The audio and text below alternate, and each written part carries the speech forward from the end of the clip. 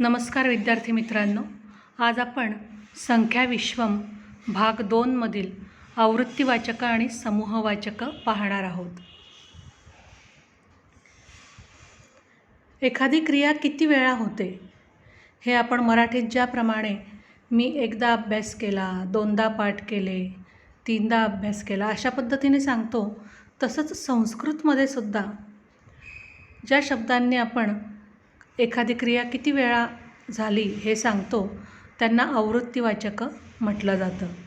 ही आवृत्तीवाचक सकृत, द्विही, त्रिही किंवा एकवारम, द्विवारम, त्रिवारम अशा पद्धतीची संस्कृतमध्ये असतात.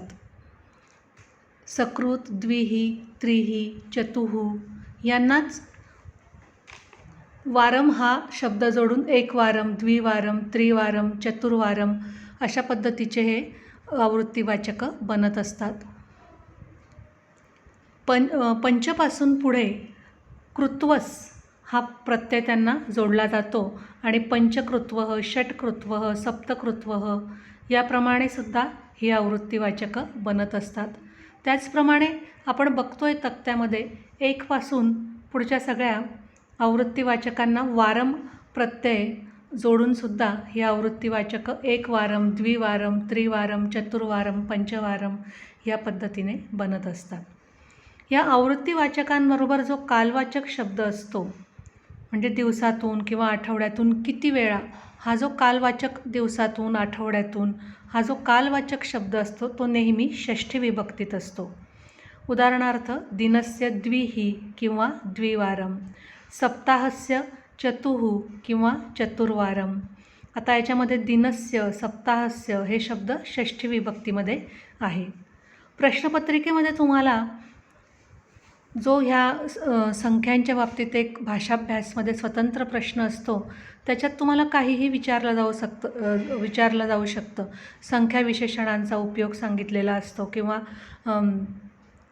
क्रमवाचकांचा उपयोग करायला सांगितलेला असतो, आवृत्तीवाचकांचा उपयोग करायला सांगितलेला असतो. तर या आवृत्तीवाचकांचा उपयोग करताना आपण जे दोन प्रकारचे बघतोय, सकृतलाच एकवारम म्हटलं जातं, द्विहीलाच द्विवारम, त्रिहीलाच त्रिवारम पण म्हटलं जातं, चतुः किंवा चतुर्वारम, पंचकृत्वः किंवा पंचवारम, षटकृत्वः किंवा षटवारम, सप्तकृत्वः किंवा सप्तवारम, अष्टकृत्वः किंवा अष्टवारम, नवकृत्वः किंवा नववारम, दशकृत्वः किंवा दशवारम. तर ह्या दोघांपैकी कोणत्याही एकाचा तुम्ही वाक्यात उपयोग केलेला चालतो.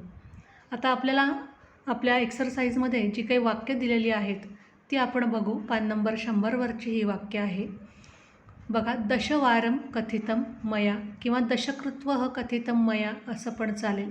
द्विवारम पाठम पठत किंवा द्विही पाठम पठत, त्रिवारम सुभाषितमालां लिखत किंवा त्रिही सुभाषितमालां लिखत, अहम दिनस्य द्विही किंवा द्विवारम भोजनं करोमि, सा सप्ताहस्य त्रिही किंवा त्रिवारं नृत्यवर्गं गच्छति, छात्रः दिनस्य द्विही किंवा द्विवारम् अध्ययनं करोति, माता पंचकृत्वः किंवा पंचवारं मम युतकं प्रक्षालितवती. तेन तीन तिथे कंसात आहे, त्रिही किंवा त्रिवारं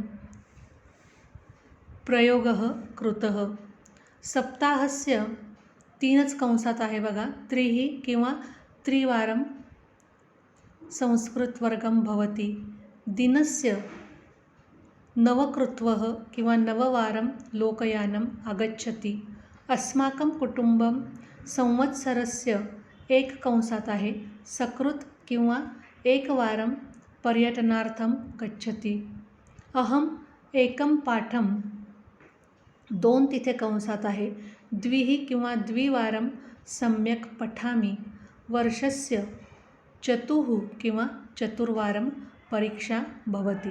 याप्रमाणे यांचा वाक्यात उपयोग करायचा असतो. तुम्ही हे तक्त्यामधले लिहून काढा म्हणजे तुम्हाला ते समजायला अजून सोपं होईल. त्याच्यानंतर पुढचा जो टॉपिक आहे तो समूहवाचक.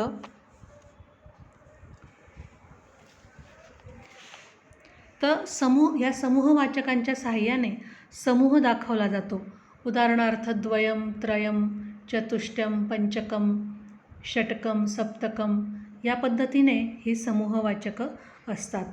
ही नेहमी नपुसकलिंगी आणि एकवचनीच असतात. उदाहरणार्थ जनचतुष्टयं संस्कृतेन वार्तालापं करोति. याच्यातलं जे क्रियापद आहे ते एकवचनीच वापरलं जातं. आता बघा, तुम्ही बघताय हे वाक्य, जनचतुष्टयं संस्कृतेन वार्तालापं करोति. करोति जे क्रियापद आहे हे एकवचनीच घेतलेलं आहे. 4 लोकांचा समूह संस्कृतमधून वार्तालाप करतो, पण मग तो समूह असल्यामुळे तिथे क्रियापद करोति हे नेहमी एकवचनीच येत असतं. आता आपल्या पान नंबर 100वरती समूहवाचकम लिखत दुसरा प्रश्न जो आहे तो आपण बघा.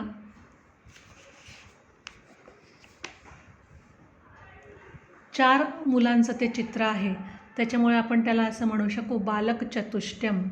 5 दिवे आपल्याला तिथे दिसतात ते दीपपंचकम. 2 बैलं आपल्याला तिथे दिसतात ते वृषभद्वयम या पद्धतीने. आणि 7 फळं आपल्याला तिथे दिसतात ते फलसप्तकम. अशा पद्धतीने यांचा उपयोग नेहमी नपुसकलिंगी एकवचनीच केला जातो. तर हे तुम्ही पुस्तकातल्या एक्सरसाइज सोडवा, पाठ करा, म्हणजे परीक्षेत येणारा तुम्हाला हा जो प्रश्न आहे हा सोपा होईल. धन्यवाद.